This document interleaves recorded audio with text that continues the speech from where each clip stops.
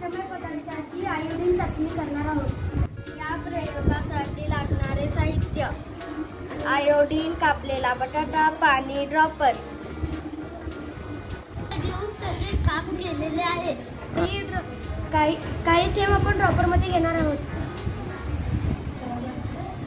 थेंब आपण पाण्यात टाकून पातळ करून घेणार आहोत। आयोडीनचे थेंब कापलेल्या बटाट्यावर घालूया।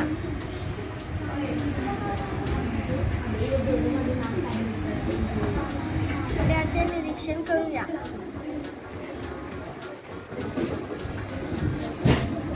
आयोडीन घातल्याने त्याचा रंग काळा झालेला आहे। बटाट्याचा रंग बदलतो कारण याच्यात पिष्टमय पदार्थ आहेत।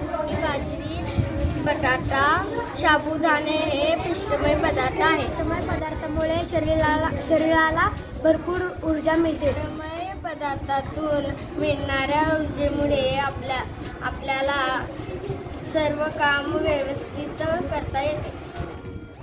म्हणून आपल्या आहारात पिष्टमय पदार्थाचा